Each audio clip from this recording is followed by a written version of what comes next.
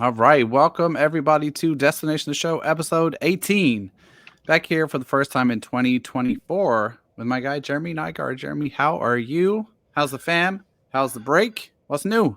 Yeah, I mean it was busy, it was eventful. I mean everything except for baseball news, I think, was eventful. Still. Uh, but yeah, good to get back in the swing of things and be back here to talk a little Brewers baseball today. That's right, man. That's right. And you're 100% right. I was just recalling, actually, before we hopped on here, that you, Theo, and I had a conversation after like episode 4 of this podcast where we're like, oh, we can't wait to break down big Brewers and Twins trades this offseason. Still waiting 12 episodes later.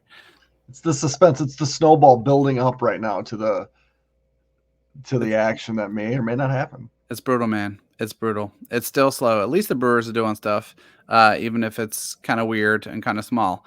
Uh, but on that note, man, we won't get too far waylaid here by our usual nonsense at the beginning because for the third consecutive episode, we have a guest. Super excited to welcome to the show Spencer Michaelis, contributor at Brewer Fanatic, and a bunch of other cool and interesting content spots you can find him at. Spencer, thanks for joining us, man, and welcome. How are you? Appreciate you. Thanks for having me. I'm doing pretty well. Good deal. Well, we are excited to chop up some Brewers baseball with you, some Brewers prospects with you. We have been admirers from afar of your stuff, a Brewer Fanatic, and I went out of my way, man, to make you feel comfortable. I got the Badgers, wrapping the Badgers, wanted to make you feel at home today, you know? I noticed that. I appreciate it. Here for you, here for you. So Spencer, I want to start here before we start talking about prospects and guys and what is a very deep and intriguing Brewers farm system. Would love to give listeners a little bit of background on you, your kind of journey, both in baseball and in content creation, and what that's looked like. Yeah, sure. So I guess just kind of my baseball journey first. I played my 4 years of high school, and then I got the opportunity to play at a D3 school, Wisconsin Lutheran College. I was a two-way there, kind of played middle infield and pitched till my senior year, tore my UCL. So I played second base only my senior year. But after I graduated, I was given the chance to come back and be the pitching coach for WLC. So been doing that for, this will be my fourth season now, I believe, going into this year. And yeah, just I love being around the game. I love the program too. So it's cool to be back and be able to stay part of that. And then in terms of kind of the content, it's kind of new still for me. Like I started writing for Brewer Fanatic this year. Well, not this year, 2023, right at the beginning of the year. So it's almost been a year now. But I've always kind of just done a lot of Twitter stuff for Brewer stuff and some Bucks things and stuff like that, but mostly Brewers or baseball related. And yeah, just was super excited to get the opportunity to kind of write about prospects, something that I've been pretty into for a while now, something that I've followed pretty closely since even back going to high school. So yeah, just pretty much how it's come to be at this point. Yeah, man, that's awesome. And for folks listening, if you have not checked out Spencer's, you have podcasts too, right? Am I correct in thinking that? Yeah, me and one of my college teammates actually have a podcast. We kind of split it between Brewers and Bucks, but it's called the Cream City Club podcast. Okay, nice. Dig it. Yeah. If you have not had a chance to check out Spencer's Twitter threads, articles on Brewer Fanatic, highly recommend them, especially if you're excited about getting nerdy and going deep in the weeds on prospects as we are. So excited to dig into the Brewers system with you, Spencer. So, we'll start kind of general and then we'll start kind of digging into some guys, because we got some guys we want to ask you about and get your take on with someone who's like even more in the weeds than we are. But we'd love to start here because you're following from our last episode where we had the same format but with the Cubs, and we talked with Matt Trueblood about the state of the Cubs farm system, which is loaded and very, very deep. So curious first to get your take on the state of the Brewers system, both like within the context of baseball overall, but also the NL Central that has a ton of really interesting systems. What are your general thoughts on how the Brewers system is looking right now? Yeah, I think first of all, just kind of within the history of the Brewers, it's about as good as it's been at any point right now. I mean, you could go back to the early mid 2000s when it was Ricky Weeks, Prince Fielder, Corey Hart, JJ Hardy. Like that was a stacked time, but beyond that, it's probably as good as it's been. And they just seem to kind of be stacking talent from a bunch of different directions from the draft.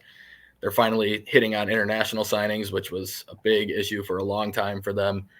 And they've hit on some trades and stuff like that over the years. But it just feels like they've kind of been able to build it without rebuilding their MLB team, which is pretty impressive, I think, on their part. And then in terms of the context of the NL Central, like you said, it's an impressive division right now. I mean, Cardinals are kind of probably lagging a little bit behind the others, but otherwise you're looking at 4 really good systems.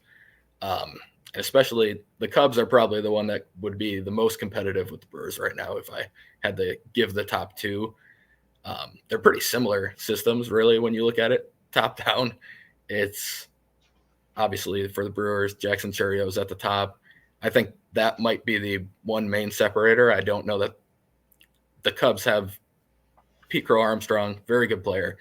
But I'm not sure the bat's going to play as much, and the glove's going to be incredible in center field, but I don't know that he's like a superstar type ceiling. He's more of like a solid, maybe an all-star type player if his bat does come around, where Chourio might have that advantage where he could be, if everything clicks, he's an MVP candidate type guy.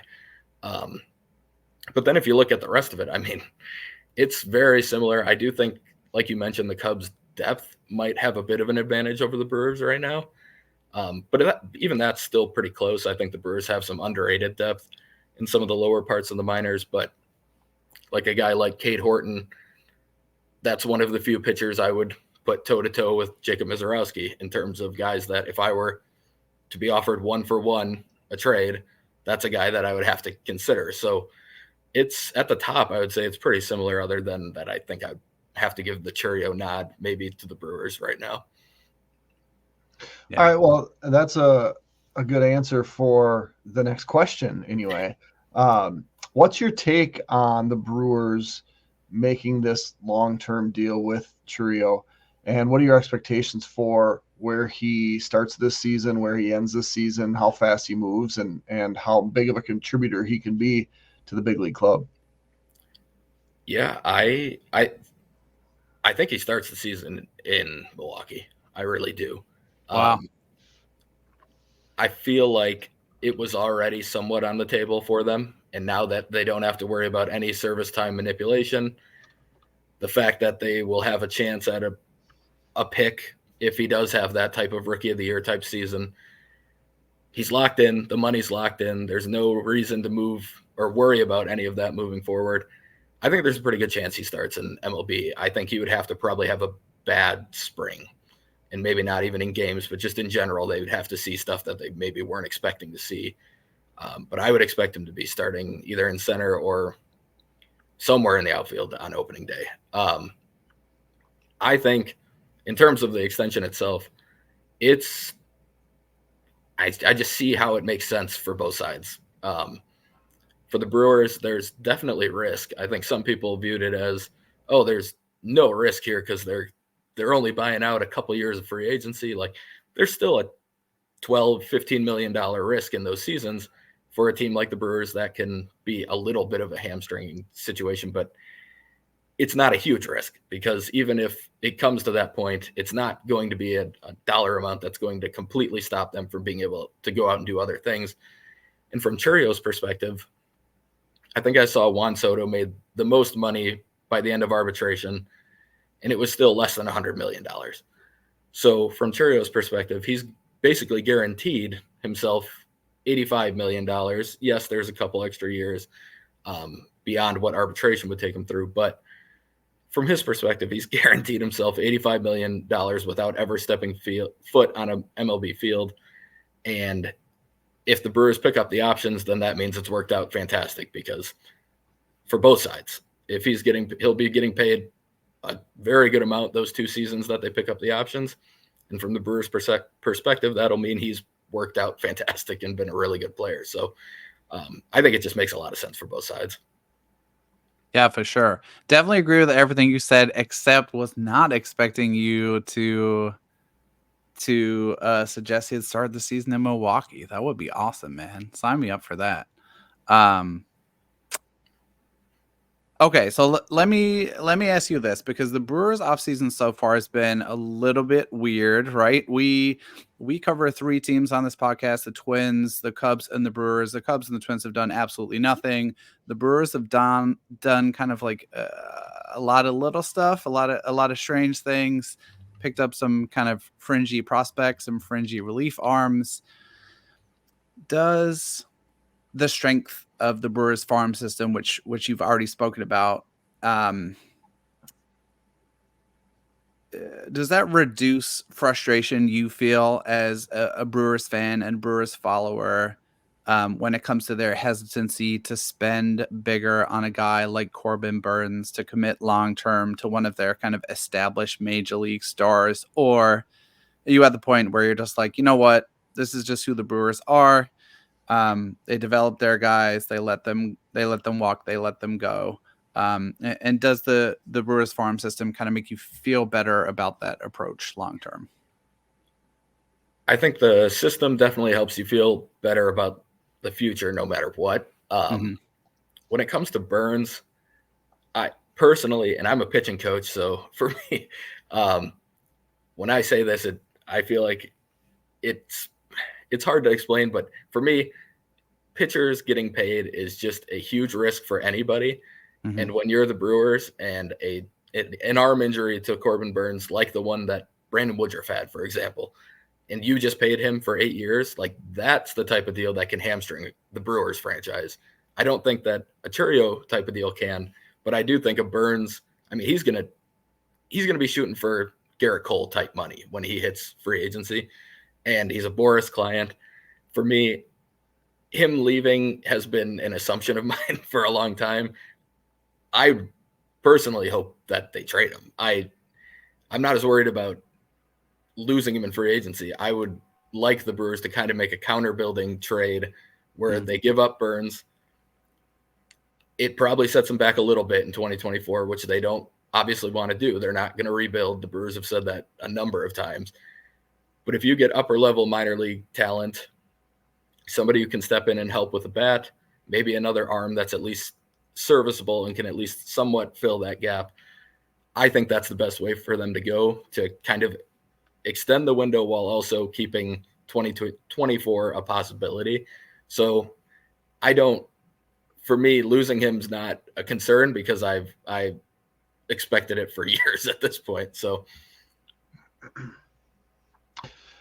last time Jamie and I got together anyway, we talked 2 times ago, as a matter of fact. We talked with Tom Froming about how the twin system kind of works, and how the Royce Lewises of the world and the Matt Wallners have now made their way up into the major leagues. And so kind of the combination of prospect system talent with now the major league infused talent.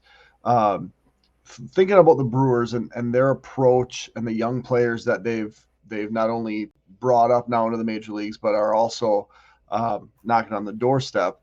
What's your level of confidence, and who are you most excited about? Guys that are kind of close to contributing for the Brewers, because I think we're going to see that this year.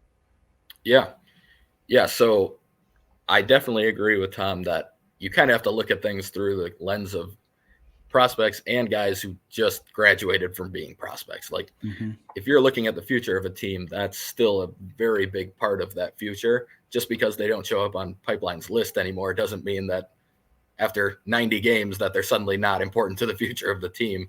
So in terms of the guys that we've already seen, I think Frelick is probably the one I have the most confidence in, as especially of that outfield group of Wiemer, Mitchell, Frelick. I think Wiemer and Mitchell probably have higher ceilings. They do have higher ceilings, but I would say I believe more in Frelick just kind of being able to handle MLB pitching the whole time at the bat, at the plate. And all three of them can handle it in the outfield defensively, so I'm not too worried about that no matter where you go. If Mitchell can stay healthy and start to elevate the ball a little bit, I think there's a huge potential breakout. But with his strikeout rate, his ground ball rate, just never really improving throughout his time in the minors, I think there's a lot to be worried about with his bat. So Frelick's the guy at the plate. I think Abner Uribe is going to be a closer for the Brewers, especially once Devin Williams is gone. He's one that has to kind of factor into that discussion too. Mm-hmm. He's just got some of the better stuff in all of baseball.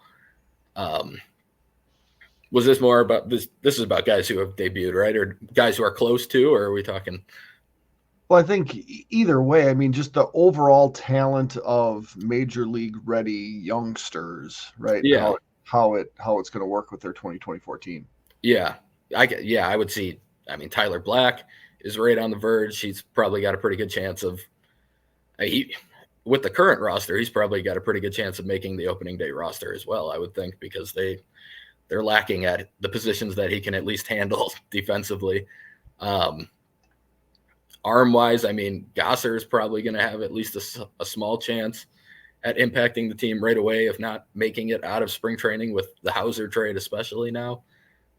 They're kind of down to Joe Ross as the fifth starter, and I'm not sure that's where you'd want to be. So Gosser's probably got a chance. I don't think Carlos F. Rodriguez will make the roster out of spring, but he's a guy who could definitely impact the rotation, or even he's probably more of a starter than a reliever in terms of the way his stuff works. So, and then, like I said, Chourio, I think, has a pretty good chance of impacting the team right off the bat. Can't think.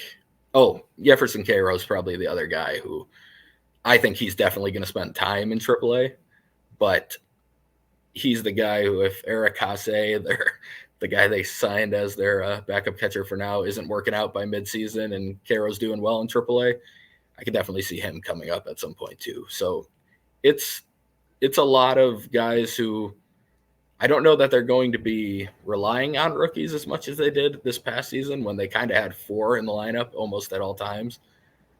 But it's going to be a lot of first and second year guys, I would imagine. So if you're still counting those second year guys, it's going to be a pretty young lineup, I would think. For sure. That question did the trick because you name dropped like the next four guys we're going to talk about. Also, I kind of feel like the Twins and the Brewers are like a little bit opposite of each other, right? Like if we talk about the guys who have made their debuts, I feel a little more confident about that Twins core of like Julian, Royce Lewis, Matt Wallner compared to the Brewers group. But if you look at the Brewers like AA and above talent, it's not close at all. So it'll be interesting to see how that shakes out. Okay, Spencer, we want to ask you about like a million different guys. And seeing as you're a pitching coach, we'll start with the pitcher. I have a very like now core memory of watching Jacob Misiorowski pitch in the Futures game this summer and just not actually believing what I was seeing. And this, it's like a fun tandem watching him and watching Skeens in the second half of like the college baseball season, just like inevitable, unbelievable, incredible stuff. The kind of $1 million question that we've talked about on this show quite a bit. Do you think he can remain a starter? Do you think he can be consistent enough with control and command? Yes or no? And kind of what gives you confidence in your answer either way? Really curious for your take here. Yeah. So I do think he could. I don't know that I think he will, but I think he could. I think there was genuine improvement this year already from him in terms of, and that's saying something, because there were still plenty of command and control issues all over the board for him. But I do think he made strides in terms of being able to hold the command a little bit later into starts from what he did in college. The velo was dropping throughout starts, so that's another part that's going to have to be considered as he goes through. I think with his stuff, you might be looking at it as more of like a Tyler Glasnow type starter, where he's like 5 and done, but it's 5 nasty, pretty dominant innings. If he doesn't end up being there, then he could be one of the best relievers in baseball, probably the minute he steps into a major league bullpen.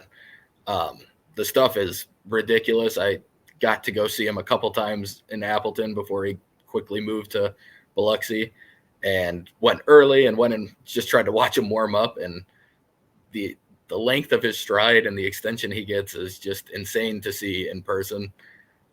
And when you're throwing 102 and you got a 7-foot extension, like it's getting out of hitter real quick. And guys will swing at pitches that aren't close to the zone because they have to start the bat so early. I mean, yeah, the stuff is insane. I do think there's plenty of reason to be concerned about whether he'll actually remain a starter. But I do think a guy like Glasnow is someone who I kind of look to, who the Pirates weren't able to really find a way to keep him on the mound as a starter. And then he goes to a smarter organization, a better organization, and they're able to figure it out for 5-6 innings tops. I think the Brewers are kind of in that smarter, especially pitching type of organization, where I think if an organization will figure it out, the Brewers are probably one of them that can. Love that comp, Jeremy. You've always been a comp guy. When I say, I don't love comps, but I think that how Misiorowski develops, or how the Brewers choose to develop him, is going to be one of the more fascinating stories over the next 3 or 4 years. Because like you said, he could be a dominant reliever. The Brewers happen to have one of those, right, that maybe they're looking to capitalize on if they're not great this year. And so that's the thing with what, the variables between being a starter and being a reliever is very fascinating. I want to go back to someone that you mentioned not too long ago, Jefferson Quero. You kind of mentioned how he could be a contributor. But long-term, I think, we're looking at a 21-year-old guy here in a system where the Brewers have a pretty established catcher right now who's 25. How do Contreras and Quero, how do they just work out long-term? Yeah, it'll definitely be interesting to see how. I think if the Brewers never make the William Contreras trade, that Quero's got a chance of being the catcher for a chunk of this year and just being the guy. With the Contreras trade, it does make it pretty interesting to see how it's going to work. I think the big part is that if Quero can continue hitting like he started showing in AA, and he can hit enough, you can definitely see in a Brewers lineup that lacks a DH most days, or is just somebody who's getting a day of rest, those two kind of alternating between a DH or a catcher spot and making it work because they can both handle it defensively. And if they're both hitting, you can afford to do that. Or maybe Contreras is just DHing a little bit more while Quero catches, and then when Contreras is catching, you have someone else DH, and Quero's still getting a decent amount of playing time that way, where it's not like you're just bringing him up to be a straight backup catcher. But it'll be interesting. I would imagine, barring some weird, or not weird, but barring an unexpected extension with Contreras, I would think that he's going to get moved when he's got about a year left on his deal, especially if Quero's showing that he's ready and at that time is established, I would imagine, as a solid catcher.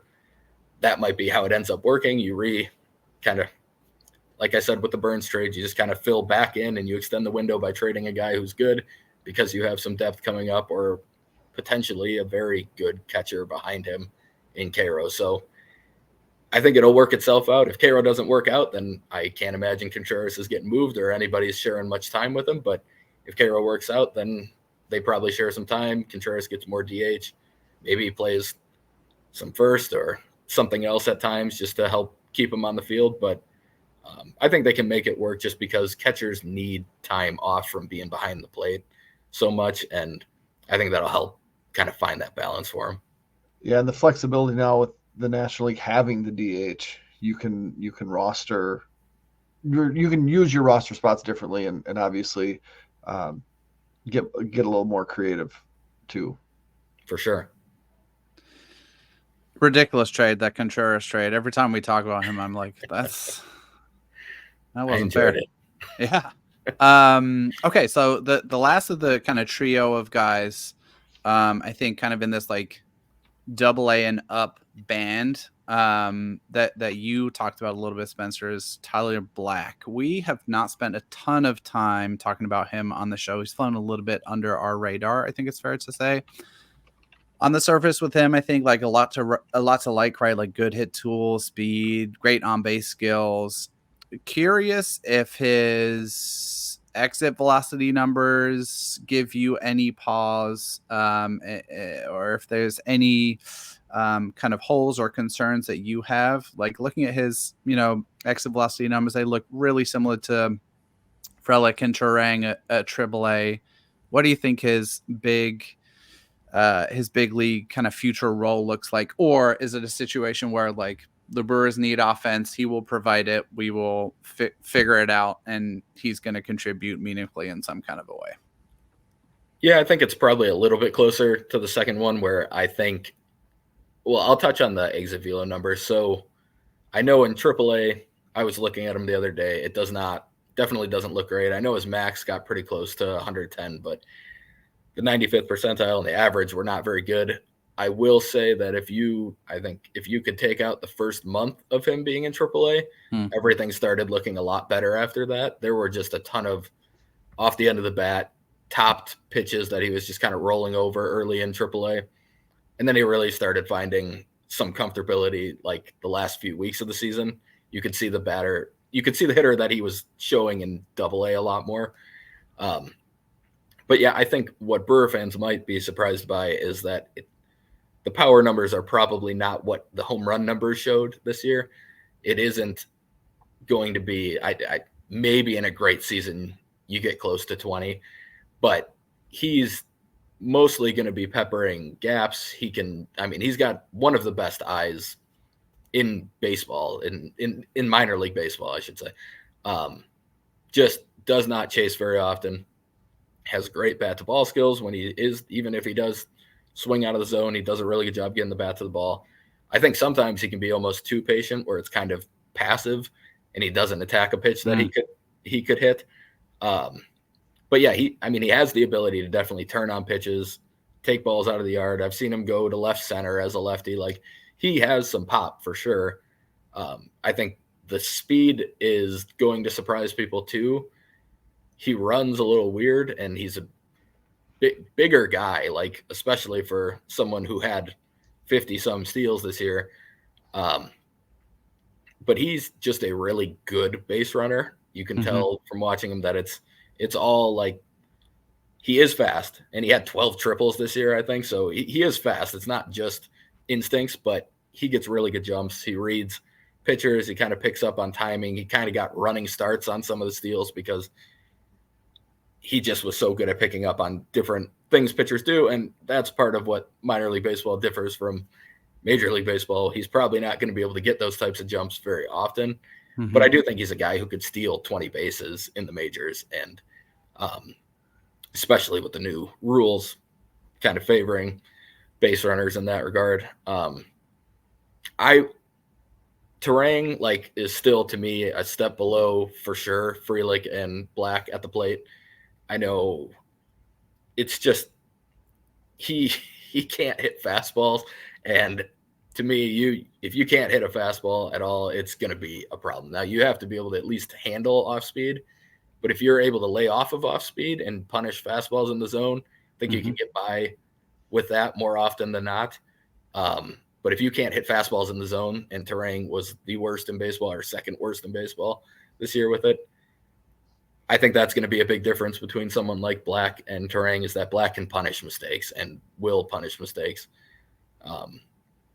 Now, defensively is probably going to be the question for Black, I think. He made a lot of strides at third base this year, and I think it's more on the table than I would have ever thought before the season that he could handle it. Having watched Andrew Monasterio and others play third base last year, I feel fine saying I would watch Tyler Black play third base. Second base, I think he could handle it. I honestly think long-term his best spot in the infield would be first base. But I don't know how that's going to work out with some of the other players they have in the system. And just in terms of the power profile, it won't exactly be what you would be normally looking for at first. I honestly think his best defensive spot is the outfield. But as we've talked about, there is a lot of young outfield depth in the Brewers organization right now. And unless some trades happen or some guys completely fall off the radar, I don't see that happening for him. So, yeah, I could almost see like a Ben Zobrist type role in MLB right away, where he's kind of just moving around, and Zobrist was a better defender than Black will be at all these spots, but he's just kind of moving third, second, maybe first, giving guys days off, facing righties, and just kind of hopefully being a guy who can hit and be a league average or better hitter. Yeah, for sure. Find a way to get his bat in the lineup. Makes sense. Spencer, I'm so excited to ask you this question, man. Because we have been debriefing the Brewers draft class for their 2023 draft class ever since July. And Jeremy and I are Brewer outsiders, right? We're not Brewers fans, but I can speak for us, Jeremy, right? Like we're both so enamored with the Brewers 23 class, both like the creativity with which they use their pool, unbelievable. And the prospects they landed, I think both, right? And like, I remember messaging Jeremy, like, while the draft was happening, being like, how are they going to afford all these guys after they took like Batanti and then Pratt in the sixth, whatever round they took Pratt in. Just super, super exciting. So, want to ask you about their 2023 draft haul, because I feel like we spent a lot of time on this cluster of prospects kind of at the top, kind of this like 1 through 5, 6 range, but they also have this incredibly interesting like 7 through 15 or so, the Brewers, right? And you've got guys like Brock Wilken, Josh Noth, Cooper Pratt, Eric Batanti, Mike Bovee, probably some of their most interesting guys from the draft. Who sticks out to you from their 2023 draft class as kind of like most interesting? What's your take on their haul, man? Yeah, I mean, in terms of most interesting, I think it's got to be Pratt, just because of how it all went down, where it was pretty much assumed that he was off the board at that point, that people weren't going to take him. There was no way he was going to sign. When the Brewers did pick him, I was just kind of sitting there in shock, because I honestly thought the Brewers had been spending most of their bonus pool at that point anyway. I didn't think they'd have the money for that. I definitely didn't think after signing him they'd have the money they had for the 11th through 20th rounders, that they had like $1 million left over and were able to sign a good chunk of those high schoolers as well. But yeah, I mean, with Pratt, it's a guy that gets Gunnar Henderson comps, which apparently we like comps. But he you can see it. You can absolutely see it. He moves really well for his size. It seems like there's at least a decent chance he'll be able to stick at short, which is impressive when you consider how tall he is. And he kind of reminds me of JJ Hardy from what I've seen in the small, not at the plate, but what I've seen from the defense, where it's like everyone's like, yeah, he just gets good reads, and he maybe it doesn't look like he has the most range, but he seems to get to everything. And that's kind of how Hardy always used to be. And then at the plate, I mean, it seems like he's already been putting on a lot of weight and putting on some strength. And the big thing is going to be if he can tap into power. He's got one of the best approaches of any of the high school guys. It's really good, like swing or pitch recognition for a high school guy. He doesn't swing and miss too much, sees the ball well, takes pitches that he can lay off the off speed. I mean, it's going to come down to if he can impact the ball. And you kind of saw it with Gunnar Henderson his first year in whatever ACL or whatever rookie ball league he was in. I think it was like he got drafted. He had over 150 plate appearances. He hit 1 home run. Then the next year he got a full season and full season ball, and all of a sudden he was hitting 20. And I don't know that Pratt's going to make that big of a jump that quick, but that's what I'm going to be watching the most with him, is if he does start showing that power, because if he does, I think he's the guy who probably could jump the most in the system into like top 2, 3 type prospect in the system. But that power is going to have to be there for him to do that. Even if it doesn't come, he's going to be a guy who should be a pretty good hit tool guy, smart offensive player who gets on base and can handle short. I mean, that's still going to be a valuable player. The difference is the power could make him a big time, like top 100 type of guy in the system. But yeah, the whole haul, I mean, I loved guys like Ryan Burchard and Craig Yoho. Like those types of pitchers are my types of pitchers, where they have nasty spin rate stuff. They've got weird circumstances, kind of like Yoho not pitching. He's like, I think he's 24, but he barely was able to pitch all of college. But as soon as he gets out there, he's 91 to 94 with just a bowling ball of a sinker, really good slider. I think Baseball America said he was one of the guys that kind of surprised in Instructs. And then Burchard is a JUCO guy, which the Brewers absolutely love JUCO pitchers. I mean, more than anybody, who's sitting like mid-90s, can touch up to 98, 99 at times with a slider and a curve that people will put out there as 60, 70 grade pitches at times. And a guy that I think both could potentially stick as starters if the Brewers give them the opportunity to. So those are 2 guys I'm going to be watching a ton as they get their first real pro ball innings next year. But yeah, the whole draft was just very fun for me as someone who follows the draft very, very closely. I was enjoying it the whole time. Honestly, the pick I liked the least in the moment was Wilkin, and that grew on me over time. So yeah, no, it was a very fun draft.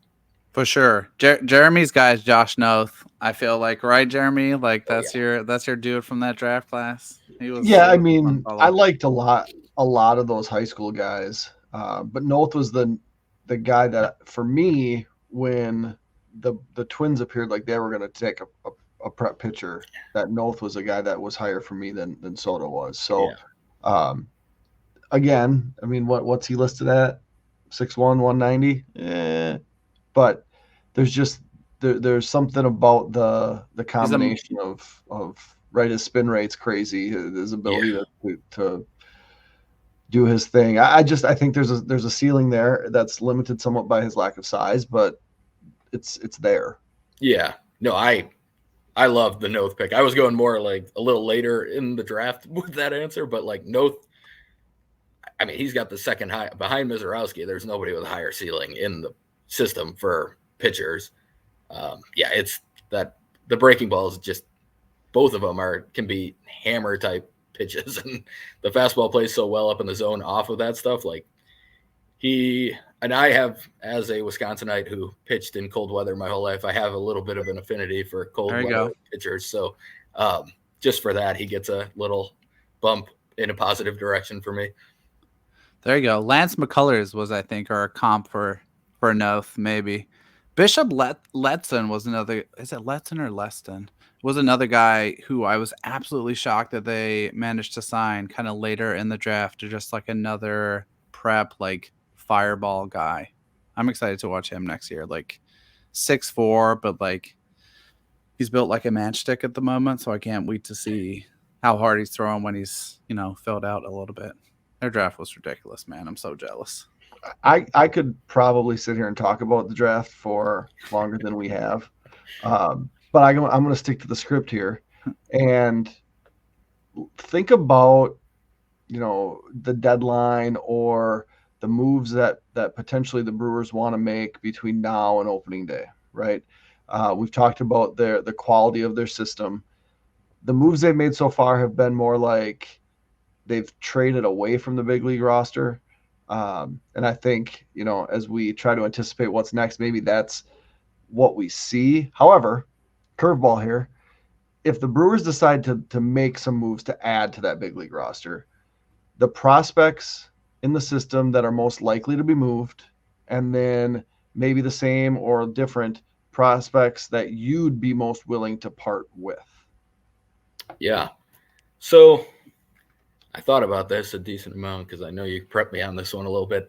It's tough to say in terms of who I would view as most likely to be traded, just because a guy like maybe Daniel Galarte sticks out to me, where it's someone who he's got some pretty decent potential already, a really good glove in the lower minors. If somebody likes him a lot, then maybe you move him in a package. It's tough to say like any of the top 10 guys would be available for a team that's trying to maintain kind of that long-term window. And guys like we've talked about, most of them are kind of in that in the upper minors already. And I think the Brewers are probably viewing them as guys who are going to impact next year or this upcoming year or the year after. And that makes it hard to say they would move any. I guess I could see someone like a guy I'm still super high on. I don't know that too many are. Eric Brown Jr., I could see a team taking a chance on him or the Brewers being willing to move him, but I still have a pretty decent amount of belief in him. I guess from my perspective, a guy like Galarte is somebody that I would say if somebody wants him and is willing to give you a major league piece that'll help you this year, maybe in the future as well, then yeah, he's somebody I'd be willing to move. I am totally a prospect hugger, so this is a hard question for me in general. I can always, once I see a trade happen, I can always understand why it happened. But when I'm thinking about trade proposals, I'm always like, man, that would be hard for me to give him up. Matthew Wood is a guy that I haven't thought much of when I've seen him, but I know some of the prospect people seem to like him a decent amount as a catcher and a hitter potentially. He's somebody that I would be fine with them moving. It's funny, a lot of the guys that I probably would have answered this with would have been like Robert Moore and Hendry Mendez and guys who have gotten traded this offseason, guys that I was quite a bit lower on than what a lot of the publications would have them at. But in the end, like, it just all would depend on what they're getting. I mean, Chourio's off the table. That's not happening, obviously. I think Misiorowski's off the table. Black would have to be somebody super controllable. I would think that they just have a little bit more trust in than they do in him or something. Gasser and Rodriguez are hard because they're both almost ready to help this rotation that's going to be losing Burnes, either trade or free agency. Lost Woodruff. Freddie Peralta's only got a couple years, including his option left. You're just kind of running out of guys at that level. So I'll never rule anybody out other than probably Chourio, just because if a William Contreras type deal, which they underpaid on hugely in that trade, but if that type of player where it's like 5 years of control of a guy that they believe can be really good, like anyone's on the table in that situation. But yeah, it's a hard question for me. And that's why we ask them, right? I mean, because they're fun hypotheticals, but they're very difficult because you don't know the back half of that deal. Like, right. There is a deal out there where you would say, yeah, I would trade Jackson Chourio for that package or that guy. But it's easier for Jamie and I because he loves certain prospects and I'm lower on them, right? And that's just it would probably be more fun for you if we had strong feelings about the Brewers prospects. Right. You know more about them, so I'm gonna ask you this question. The guy or guys, pitcher or hitters in the prospect that you expect to take the greatest jump this year, or having watched a lot of players last year and before, guys that maybe aren't in the top 10 or top 20 or top 30 that you want to spotlight and be able to say, see, I told you so 9 months from now, 10 months from now. Yeah. In terms of somebody that I think could make the biggest jump, we already talked about Pratt. I think he's probably the guy that has the chance to go from good to really big prospect. It's also I think Ryan Burchard could all of a sudden jump onto the scene as like a huge pitching prospect after some people see him pitching in full season ball potentially next year. But of some of the lower level guys, I really like he had a bad year. Cameron Wagoner is somebody that I still have a lot of belief in as a pitcher. I can't confirm it for sure, but it seemed like when I watched him that he was all of a sudden throwing a sinker a ton or a two-seam or whatever you want to call it. And to me, I'd seen him pitch and I saw a really good four-seam that played well with his other stuff. And all of a sudden he was throwing a bunch of sinkers. Towards the end of the year, he all of a sudden picked up statistically. And when I watched, it seemed like he had gone back more to an actual four-seam fastball a little bit more often. I don't know if they were just working on stuff. Obviously, it's lower minors. It was high A. But he was an 11th round pick, I want to say, in the 2022 draft. And a guy who had been academically ineligible at, I want to say Eastern Michigan. But he seems like just a great dude. I've seen some interviews with him. I've seen him interact with people in Appleton there. And I've seen him pitch. And I think there's something a lot more there than what he was putting up statistically this year. And then another pitcher is Jesus Rivero, who's started getting a lot more attention, I would say. I think he's probably jumped onto some top 30s. But he had a 42.5% whiff rate on his four-seam this year. He only throws around 90. But he's got like that -4 vertical attack angle where it kind of gets on guys, it blows past people. I saw some people who saw him in person who said his stuff just looks explosive in person. The fact he's only throwing 90 and it looks like that is kind of a Freddie Peralta type of thing for me. It feels like kind of what Freddie was when he was in the lower minors, where it's a decent slider. It's a fastball that seems to surprise everybody and get by you. And it's a guy who still needs to work on command quite a bit. And that's what Freddie was when he was younger. So if somebody was going to make like that Freddie Peralta type of breakout as a pitcher, I guess I would probably say a Jesus Rivero. And then bats, there's not too many that are super under the radar, I guess. One guy who was in the DSL, Pedro Ibargüen, I want to say is how you pronounce it. I don't know for sure. He's got just really, really good contact skills. He had really good barrel rates from the couple. This is Baseball America pointed out some of these things because I don't have access to all this, but really good contact rates, really good pitch recognition, really good barrel rates. Exit velocities were around average for the DSL, but he turned 17 late in the season. Can handle the infield and the outfield defensively, it sounds like. And he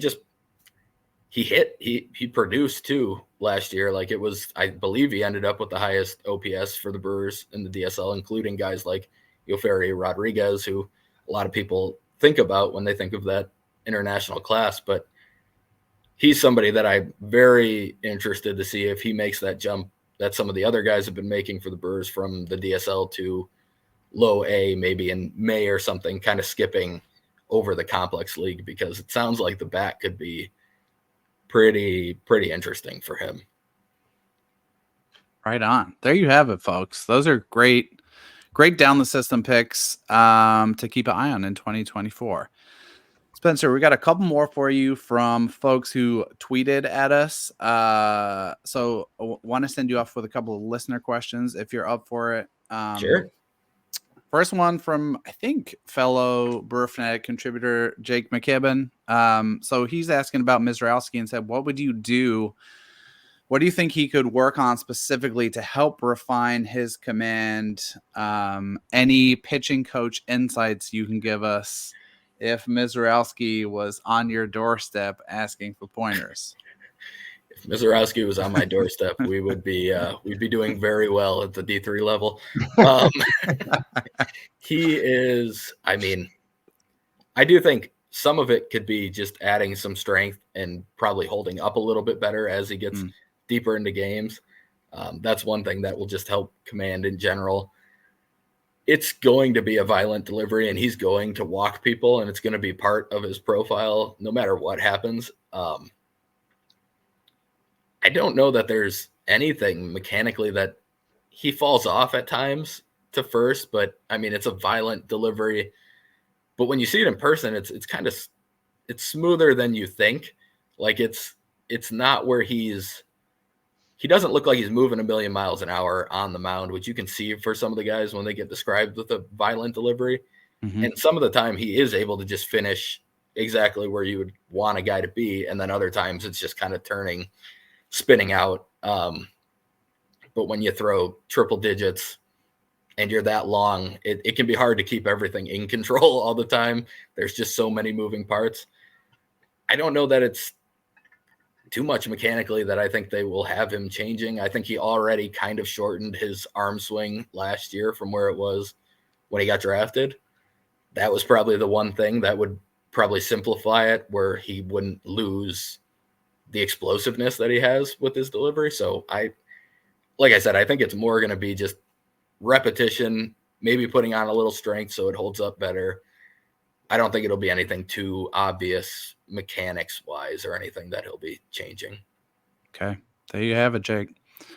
Last one is from Ralph. I'm not going to try and pronounce Ralph's last name because I would mess it up. But you brought up JUCO guys, so I'm going to ask you about one, or Ralph is going to ask you about one. He says, do you think Logan Henderson is ready for a jump to high A or double A at the end of 2024 if he performs as well as he did in 2023? He goes on to say that he felt Henderson could have potentially been pushed further along at the end of the 2023 season. So what are your thoughts on Henderson's kind of prognosis for 2024? Yeah, I agree that I was surprised he never got moved up. I think at one point, Tom Flanagan, the Brewers farm director, said that they kind of just kept him there to be the ace of that Carolina staff as they were heading towards the playoffs, which teams do from time to time. It wasn't really a sign of them not wanting to push him. It was just, well, he's going to get some playoff type experience, and he's going to be able to kind of anchor this staff that they needed some starting pitching down there. They would have been calling up complex league guys, and that can be a little hairy when you're trying to actually win. And I think there's value to trying to win in the minors, to guys competing in that regard, not just development, but actually learning how to win games in kind of higher stakes situations. I would expect him to start in high A for sure. And I definitely would not rule out double A. I think he's probably got the best changeup in the system. The fastball is it's low 90s. I think he bumped it up to like 96 a couple times this year, which was higher than he had ever been. But it's also kind of got that flat vertical attack angle where it works really well up in the zone, plays well with the changeup. I think the slider spins at like close to 3,000 RPMs, but he just does not throw it very well. I think he kind of gets off of the kind of the axis that you would want the pitch on, so that it just ends up spinning kind of like a gyro, but not moving the way you would want a gyro type slider to move. So if he can figure out the slider, I think he's actually one of the guys I should have listed as someone I could see making a jump, but he's going to have to find that breaking ball, because changeup's great in the lower minors. And we saw it with like an Ethan Small, that a guy can throw low to mid 90s with a really good changeup and get a lot of young hitters out. And then even all the way to AAA, it'll work sometimes. But in the majors, you need some sort of breaking ball, something that'll go the other way. So I'm hoping he finds that, because if he does, I think he's got as much mid-rotation possibility as most of the younger guys or most of the lower level guys. Awesome. Well, Spencer, thanks so much, man. We really appreciate your generosity with your time. Have super enjoyed chopping it up on the Brewers, and we'll have to do this again if you're up for it when the season gets up and running and we have some numbers to look at. Yeah, absolutely. I appreciate you guys having me. This was fun. For sure, Thanks, man. Spence. Yeah. shout out to Spencer. Really appreciate him joining us. Shout out and big thanks as always to producer Theo for keeping things moving behind the scenes. If you want to support the show, you know what to do. Retweet us, download us, share us. Get us downloaded on your podcast platform of choice. And we will be back next week with an episode detailing the international free agent prospect classes of the Brewers, Cubs, and Twins. So excited to dig in. Until then, catch you guys later.